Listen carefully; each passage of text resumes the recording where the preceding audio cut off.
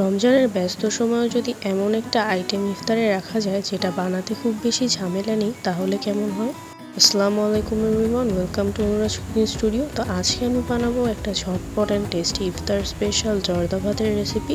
আমার যেই আপুরা ইফতার বানাতে একটু লেজি ফিল করেন, তারাও এই জর্দা ভাত খুব সহজেই আর একদম ঝটপট বানিয়ে নিতে পারবেন। তো চলুন কথা না বাড়িয়ে রেসিপিটা শুরু করি। তো প্রথমে এখানে আমি 2 কাপ বাসমতি চাল আগে থেকে সেদ্ধ করে পানি ঝরিয়ে রেখেছিলাম। আর চালটা ঠিক এরকম সিদ্ধ হবে। আর আপনারা চাইলে পোলাও চালও দিয়ে করতে পারবেন। আর চালটা সেদ্ধ করার সময় 2টো তেজপাতা দিয়েছিলাম, সে দুটোকে উঠিয়ে নিব। তারপর একটি প্যানে 1/4 কাপ ঘি দিয়ে তার ভেতর কিছু নারকেল কুচি, কাঠবাদাম, কাজু বাদাম, চীনাবাদাম, কিশমিশ আর একটা স্টার অ্যানিস আর 2টো এলাচ দিয়ে হালকা ভেজে নিব। এরপর সেদ্ধ করা ভাতগুলো একটা ওভেন প্রুফ বাটিতে ঢেলে নিব। তারপর 1 কাপ মাল্টার জুস দিয়ে দেব। আমি এখানে 1 কাপ চিনি দিয়েছি, আপনারা যে যতটুকু মিষ্টি পছন্দ করে সেই অনুযায়ী চিনি কম বেশি করে দিবেন।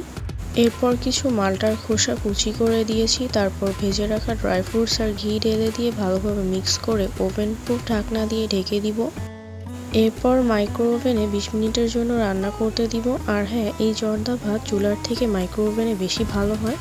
এই দেখুন 20 মিনিট পর ওভেন থেকে বের করে নিয়েছি। সিদ্ধ করা ভাত থেকে আগে কিছু ভাত নিয়ে 3 রকমের কালার মিক্স করে রেখেছিলাম, সেই কালারফুল ভাতগুলো উপর থেকে দিয়ে দিব।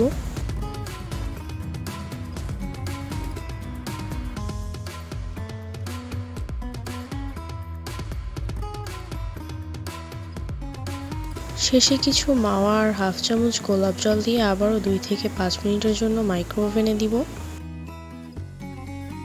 তারপর ওভেন থেকে বের করে সব ভালোভাবে মিক্স করে আবারও কিছু ড্রাই ফ্রুটস উপর থেকে ছড়িয়ে দিব। তো এই ছিল আজকের সহজ আর ঝটপট জর্দা ভাতের রেসিপি। রমজানের ব্যস্ত সময়েও খুব কম সময় আর কম ঝামেলায় বানিয়ে নিতে পারবেন এই মজাদার আইটেমটি। তো আশা করি আজকের রেসিপিটি ভালো লাগলে অবশ্যই like, comment, share and subscribe করে পাশে থাকা বেল আইকনটি ক্লিক করে দিবেন। তো আজকে এই পর্যন্তই। সবাই ভালো থাকবেন, সুস্থ থাকবেন। আল্লাহ হাফেজ।